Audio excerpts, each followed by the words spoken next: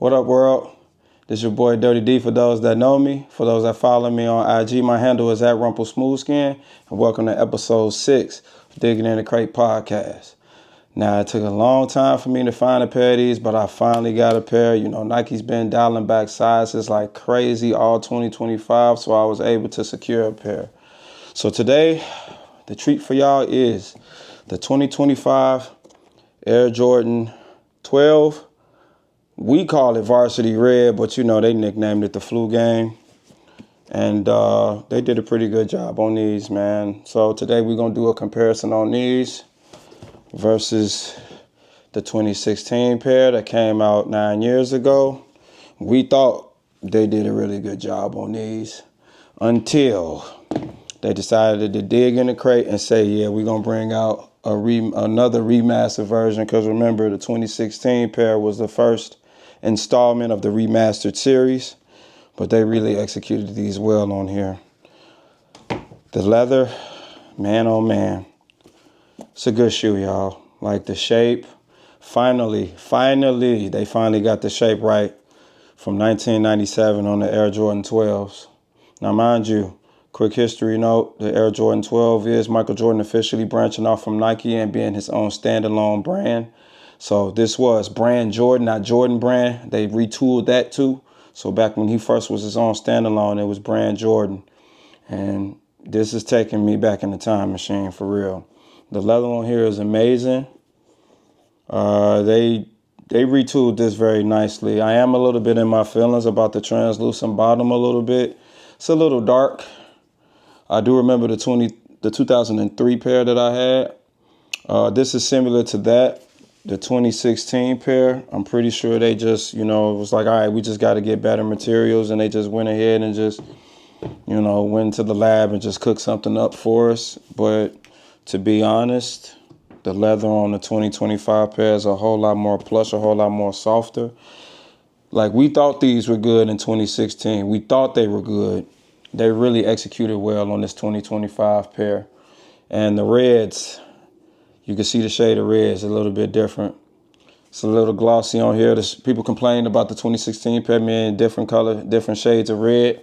They executed very well on the 2025 pair and gave us that actual shade of red that actually matches the shoe. And to be honest, it was needed because this is probably one of the most important shoes out of the Jordan brand history. Being that, Michael Jordan had the flu. But, with the Last Dance documentary, he officially told us that, he had food poisoning. Some people got him. He was trying to get that W. But no, all in all, like I said, when these first ones came out back in that day, they were definitely Varsity Red, but we retooled them as the Flu Game. Again, they did really good with the shape. For some reason, right here around the Jumpman, around this mud guard, they can't seem to get that right.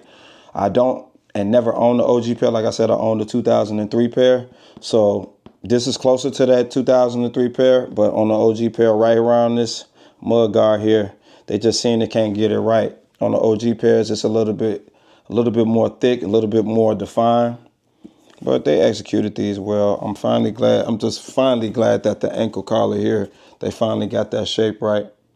And yeah, again, they dial back sizes. Nike dial back sizes on these, so these are extremely hard to get, and I got a pair.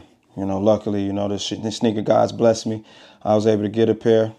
The branding of the 23 on the back, it's a little bit bigger on the 2025 pair versus the 2016 pair. And again, like I was saying, those shades of red right around that mud guard or the midsole, you can see the difference of that shade of red on the 2016 pair versus the 2025 pair. They got it spot on. Outside of that, you got your tumble leather through the tongue here, all the way through. On the 2016 pair, they cut corners, unfortunately. Like I said, we thought they did good. They cut corners, so you get split leather all down the tongue here. Versus the 2025 pair, they said, you know what, we're going to bless them. And they gave us all leather all the way through the shoe. This was the first shoe that Jordan switched from the Air unit to a actually full-length Zoom unit. So more comfortable. I honestly feel like you can probably still hoop in this shoe to this very day. Even wearing this shoe on the day-to-day, it's very comfortable. You can feel that zoom unit from the forefoot to the heel. They executed it well. I think this is probably one of the most comfortable Jordans that I would say that you can walk around in all day. It's like it fits like a glove. And again, like I said, Zoom is probably the best technology that Nike has ever created, and I stand on that. Until somebody dethrones me or until they come out with a better technology. Even Scottie Pippen converted later on after the 97 season to Zoom units in his shoes because, Scottie was one of the ones that always was in that Air Max unit, or they always promoted him with the signature shoes. Not signature shoes, that's a statement shoe that Scottie called it in one of his interviews to, promote that with the Air Max units. So, again, like I said, man, they did a really good job on these. I'm happy with the collar. I'm happy with the actual shape. Like, this looks like when Jordan was on the court with the flu. And another fun fact for y'all, he only wore this colorway in away games in the playoffs. So the other colorway that he wore in home games was the other, they call it the white playoff or the other playoff or the Jordan 12 playoff, which would be this. But the colors are reversed with white and black. So, yeah, that's just a fun fact for y'all on that one.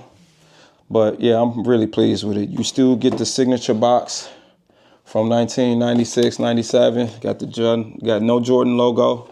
I think this pair did have the Jordan logo on it. Can't remember. Actually, no, it didn't. They actually did come with the Nike logo on it. Like I said, they're trying to take it back. The box was a little slimmer. This is still cool because this is a standard size box. It's just a little bit slimmer back in the 90s. So, yeah, they did a good job. I'm very pleased with these. Very, very, very, very satisfied with this. Like I said, it reminds me, it's close to the OG, but it reminds me more of that 2003 pair that came out. And that was the first time that this shoe actually retro was in 2003. Like I said, and they executed it very well. The only difference is, of course, the lace holders here were actual metal. They had to change that up. People complaining about it, so they made them plastic. But, yeah, this shoe is executed very well. All right, y'all. Now on to the next. Let's go ahead and dig in the crate. So, with this being the 30th anniversary of Jordan's return to the game after he stepped away for like a year, we're going to talk about the Air Jordan 10 Chicago. So, before Jordan left, it was the Chicago Stadium. It was his last game he played in. He had the steel 10s on of these, which come out later this year. He actually kissed the bull in the middle of the Chicago Stadium court in the charity game that Scottie Pippen promoted. So when we got the United Center, as we all know it today, it was fairly new. This was the first official shoe that Jordan wore in the United Center when he came back from retirement wearing the 45. Of course, the original pair of these did not own this 45 signature.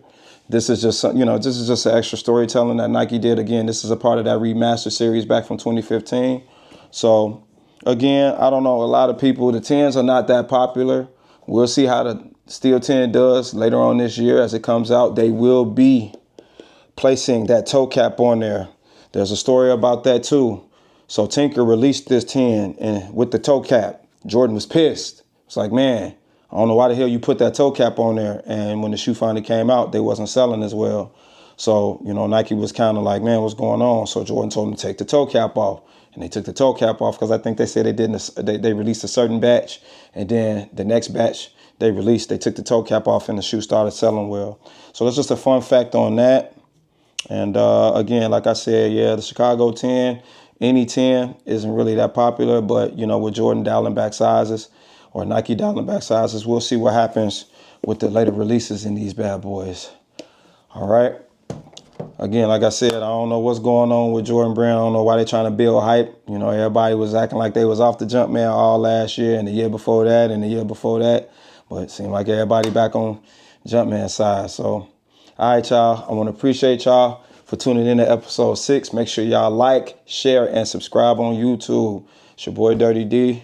Those that know me, Rumple Smooth Skin on IG. Please, please, please follow IG, Thread, and on YouTube. I'll see you guys on the next episode. Peace.